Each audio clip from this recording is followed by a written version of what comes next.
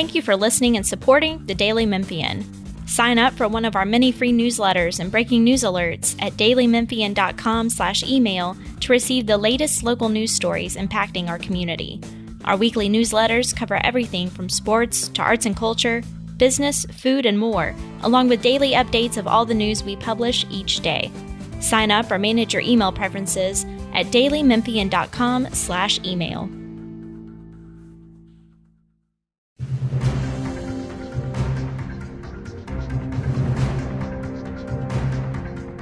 I'm Bill Dries with the Daily Memphian. This is On the Record. We record this Friday, May 20th, 2022. Joining us is the Republican nominee for Shelby County Mayor Worth Morgan, who is also a Memphis City Council member. We're here to talk about the general election campaign for county mayor that is now upon us with the completion of the May county primaries. Just to recap, County Mayor Lee Harris overcame a challenge in the May Democratic primary by Ken Moody, beating Moody by a wide margin. Morgan ran unopposed in the companion Republican primary. Let's start there. What do you see in the returns on the other side of the ballot, so to speak, that caught your eye or gave you some kind of better feeling of how the August results and the campaign before voting starts, how that's all going to go? Thank you for having me first off. And in regards to comparing, what happened in May to being a future predictor for August, it's difficult to say. And they're two different elections. And you look at historical trends of, 2014, 2018, and you see if they're similar to what happened this year. And so far, the May primary played out pretty much like a May primary with very low turnout. And in August, we'd expect the turnout to be fairly similar to what it's been historically, where we've got 550,000 registered voters in Shelby County, and maybe 150 to 165,000 people will turn out.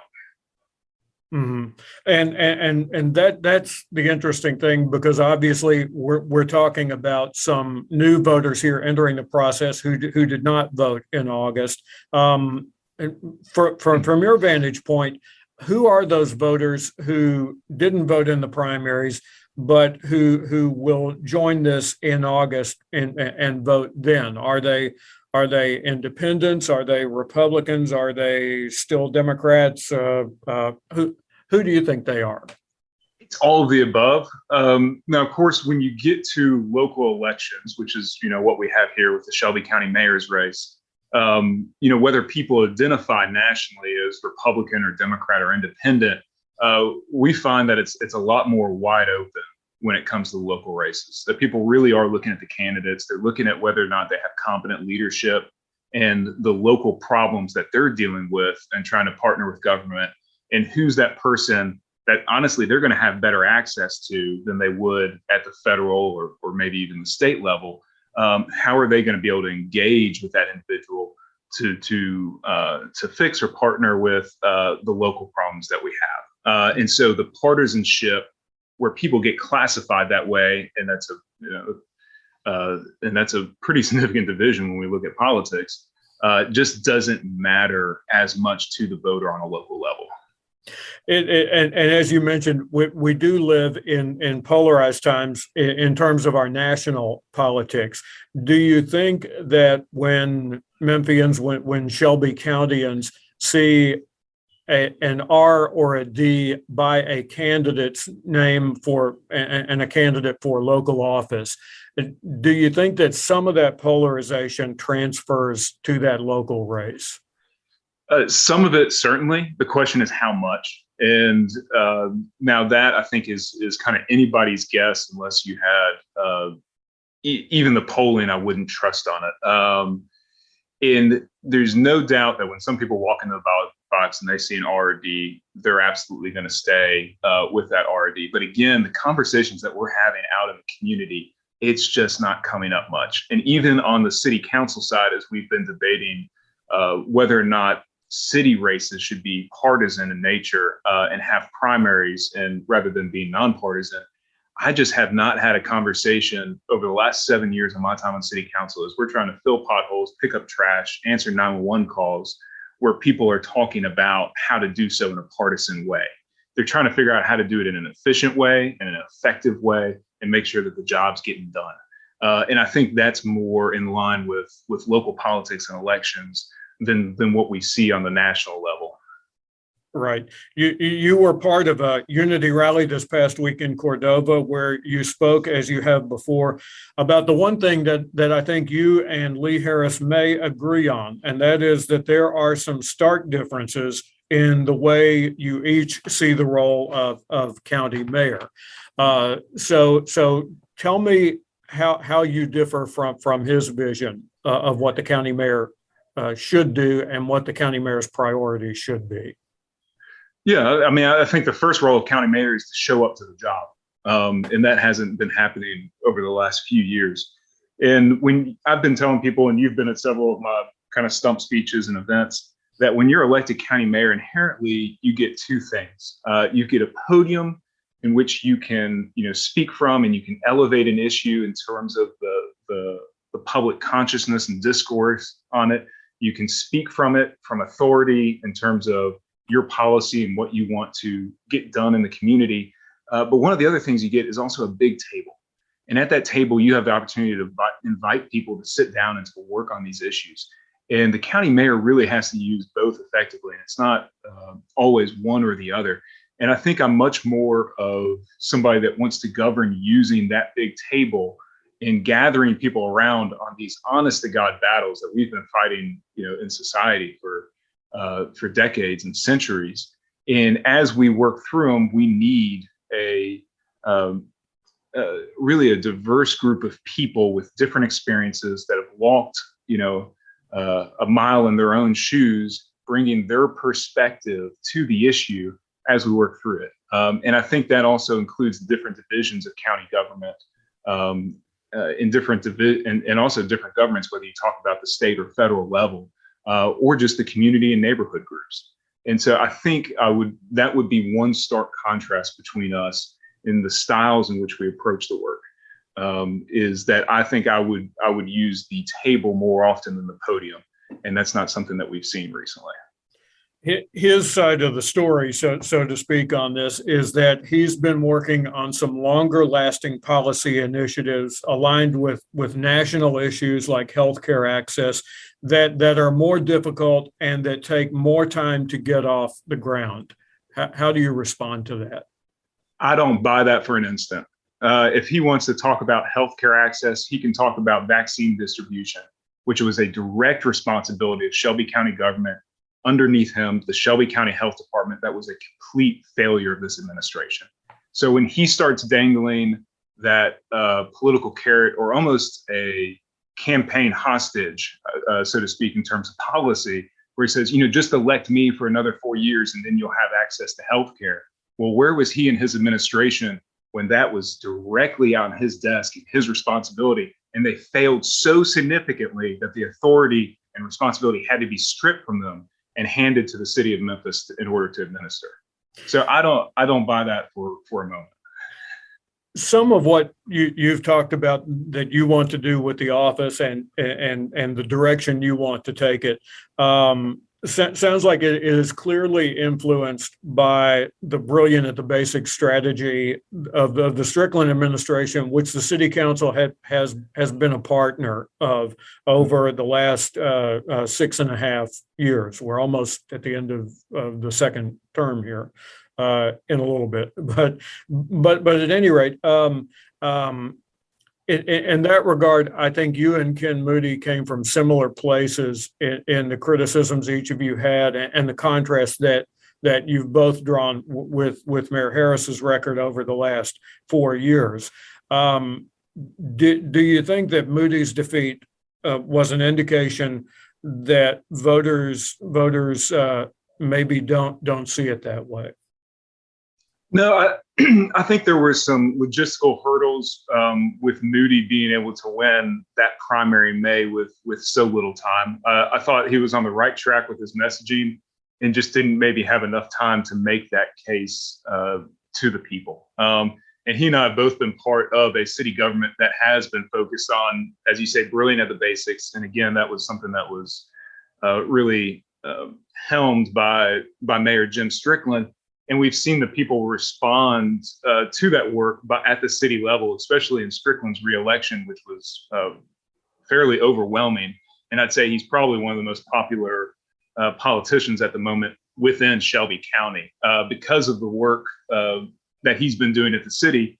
And Ken and I have both been a part of that in our own way. So that is certainly, one of the things that you try to bring is just a common sense, get it done attitude to local government. That's something we've been working on at the city. That's something I would, again, try to continue at Shelby County. And all along the way, you have to be asking the question, what's going right, what's going wrong, and how can we improve? And some of that is just being honest about the problems we're facing, being transparent, and trying to elevate that level of discussion in a public fashion so that the public can participate in the problems that we're facing and how to deal with them. So you've had some meetings as part of this campaign with, I think, law enforcement leaders and with suburban mayors and with other leaders here in the city of Memphis. What have those sessions been about, and how have they gone? Again, it's the first thing to do is to show up to the meeting and to listen and to really engage with what are the problems that the suburban cities have had in terms of engaging with the Shelby County government recently. How has that partnership gone? And I'm very fortunate to say I've received the endorsement of the 6 suburban mayors. These are people that are at the job every day, working on behalf of their constituents, and they recognize that they and their constituents deserve a better partner in Shelby County government, and were good enough to endorse me in this election. Same thing in talking with the police, whether it be the various police departments, Memphis, Germantown, Collierville, the others, or the sheriff's department, is saying, what's going right, what's going wrong, and how can we improve?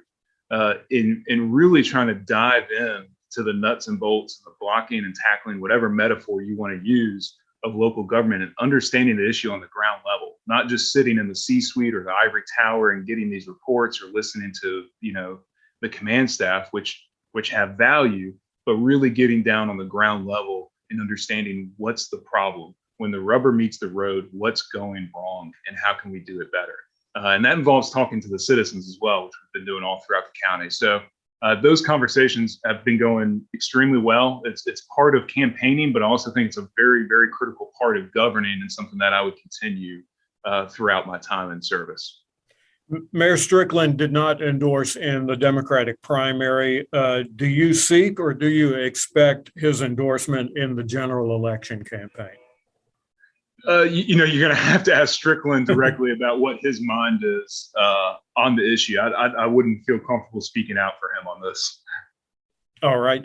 To the degree that Lee Harris is a different kind of county mayor, I take it that if you win the general election, that you would certainly be different from him, but how would you be different from his predecessors in the job? Mark Luttrell, Jim Rout, Bill Morris, all the way back to Roy Nixon. That's a good question. And I think everybody brings their different styles and experiences to the job, and as well as personalities. Obviously, right now, the decision that the people have to make is between Lee Harris and myself, rather than each county mayor that's come before us. But no, I think there have been some things that are really admirable about the former county mayors and how they engaged with the public, and they were involved on a daily basis in the lives of their constituents, into what was important to the constituents was important to them. Even if that meant showing up on a Friday night football game, and because that's where the community was, and that's where you could go to experience and see and interact with them. It's definitely not a 9 to 5 Monday through Friday job. You have to be out there, you have to be present, and you have to meet the people where they are. And I think that was something that I saw very well from some of the previous mayors. Another one would be and I think this is critical and we hadn't touched on yet, is that economic development and being the ambassador for Shelby County in terms of recruitment and going really all across the region and the country and the world if necessary, because we do have many industries in this region that are competing on a global level, to be an ambassador for Shelby County and to make the case for the incredible quality of life that we have here and that people can start a family, can start a career and build a business here and live a very satisfying life of purpose and peace for affordable cost. And to share that message of Shelby County with the outside, I think is something that has been missing for the last few years and was a hallmark of other administrations. You got to be out there listening to the businesses, anticipating what their needs are, and then being able to deliver those needs on an upfront basis, whether that's infrastructure, workforce, or whatever it might be.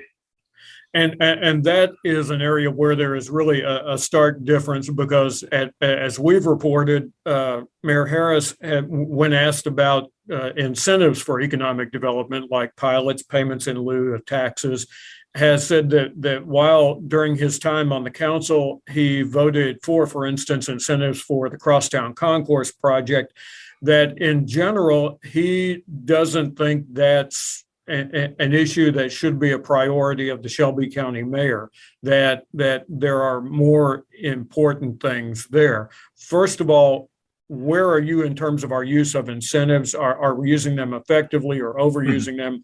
And is this a central issue that the Shelby County mayor should be involved in? Absolutely. And I hope people are really listening into this part of the podcast in what you just said, because it is an absolutely remarkable statement by the county mayor to not have an interest or even a belief that we need to be competitive in a competitive world. And that's one of, you don't try to campaign on fear. You don't try to campaign on being overly optimistic or sunny about what's going on. You have to face reality. And the reality is that we live in a very competitive world, and Shelby County can't sit on the sidelines for another 4 years without engaging to the best of our ability. We have had some economic development wins over the last few years, but it has been despite the county mayor rather than to in his credit or to so. This is one of the major differences. I think the way that we prioritize crime, the way that I prioritize economic development versus the current county mayor, and incentives, I think they get a little bit of a bad rap. I think they're a little bit misunderstood, including by the current administration. And the way we do them now is only intended in order for us to be able to compete with other communities. And sometimes that's just down the road in North Mississippi or West Memphis. It's not always our peer cities of Charlotte or Louisville or Birmingham. And we have got to be competitive, and we've got to be winning those conversations. Let me ask you a final point. At the Unity rally, Kerry Vaughn, who's the chairman of the Shelby County Republican Party, told the folks gathered there that the general election race for district attorney general is top of the ballot. And obviously it's in the upper left-hand corner of the first page of the ballot on the touchscreen machines. But he was talking about it as a priority.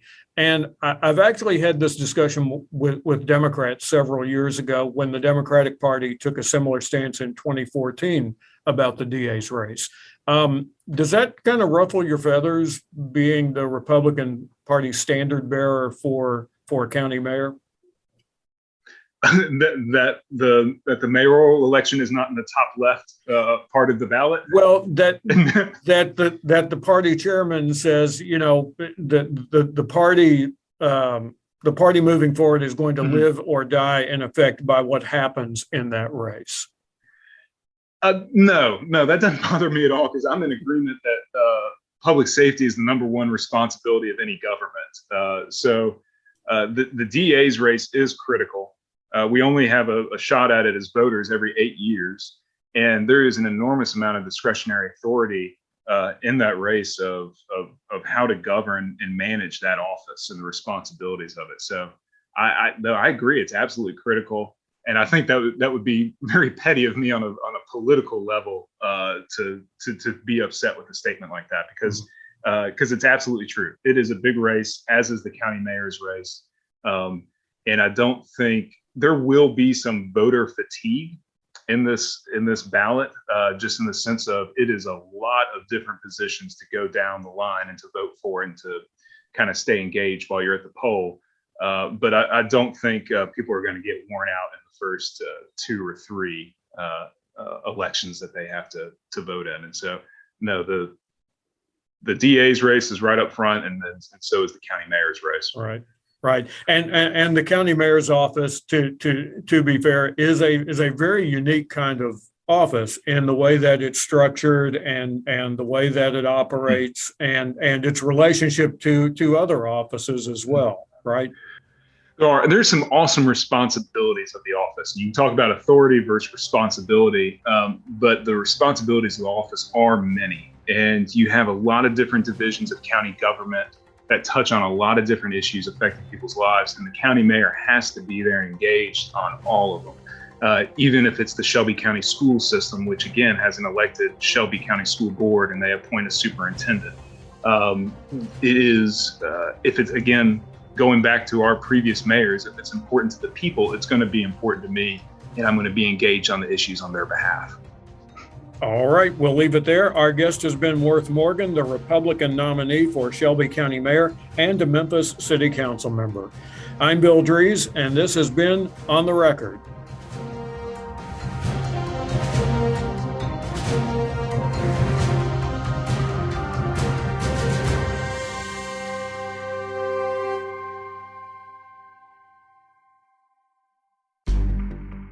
In-depth journalism in the Memphis community, the Daily Memphian is of Memphis, not just in Memphis, and seeks to tell the stories of this city.